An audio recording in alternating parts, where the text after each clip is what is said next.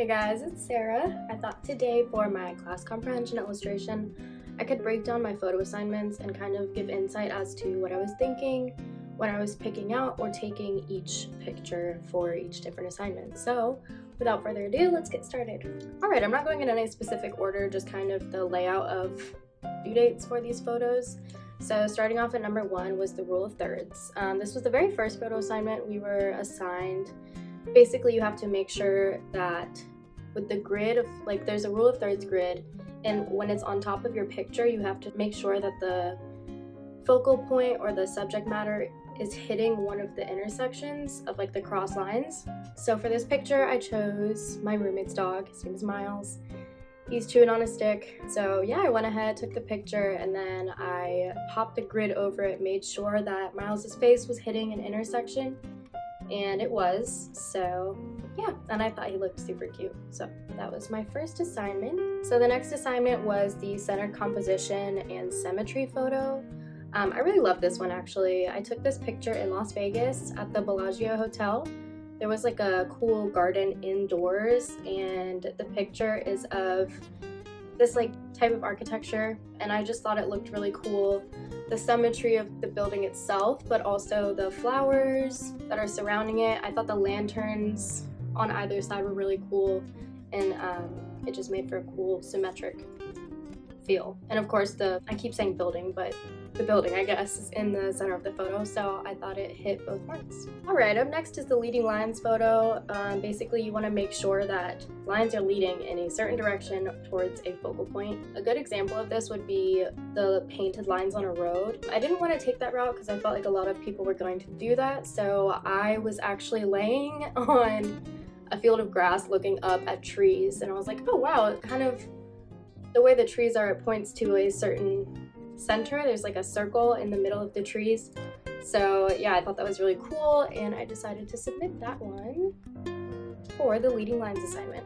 Next up is the black and white photo. So I went ahead and chose a picture I already had that I liked a lot. This was taken in Atlanta. It's a cool piece of art on the side of a restaurant, actually, face with butterflies. The picture itself, when it's not in black and white, is super colorful and bright. So I wanted to try and see what a black and white filter looked like on it, and I ended up loving it. I think the black and white pops, and there's like a cool gray tone to it as well. So yeah, I decided to go with this picture. Okay, then we move on to the reflective photo. I could have gone the route of taking a picture in the mirror, but again, I felt like that was boring, for myself at least. I wanted to challenge myself. I actually took a picture of a puddle in my backyard where you can see the reflection of the trees.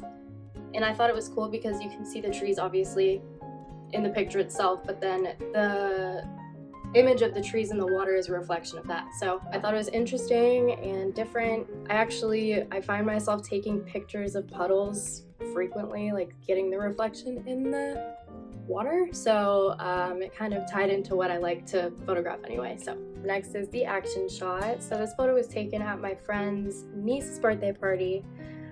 This was his nephew jumping into the pool. I brought my camera this day, and they were all jumping in the water saying, "Take my picture." So I actually have a bunch of action shots of all the kids jumping in the pool, making funny poses and stuff. But this one turned out good. I think it's the least blurry. I love the expression on his face, and overall, I just really like this picture. Alright, here we have the left to right photo assignment. This was probably my least favorite to take. I had plans to make this more extravagant. I didn't want to do people just walking from the left to the right, but in the end I waited too long and I had to do that. So this was at Cocoa Beach over spring break, and I just took a picture of this mom and her son walking across the beach. So I mean, I don't hate it. I wish it could be cuter, or like, I don't know. I don't hate it, but I wish I had done something differently. Alright, but this picture I really love. This is the storytelling assignment.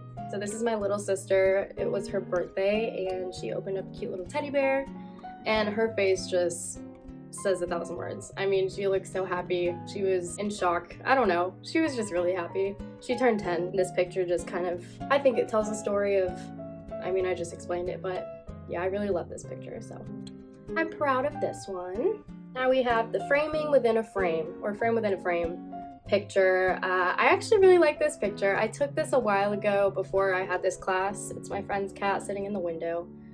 And at the time I was thinking, oh, it looks like she's in a little picture frame. So when I saw this was our assignment, I thought immediately of this picture. Yeah, I think it hits the mark pretty well. And I'm glad that I took the picture when I did. And we're back to my sister. This is for the Capturing Emotions photo assignment. Again, it's the same day, it's her birthday. We went to the bowling alley and she got her first strike. As you can see in the background, she was in complete shock. She was really excited.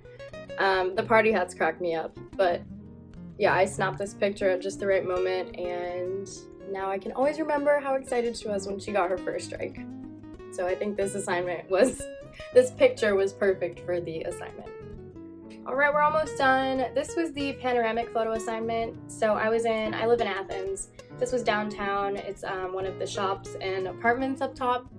So I stood at the corner and I took the panoramic photo from that angle, and I like how it kind of distorts the building, making it look like it's going outward when really it's not.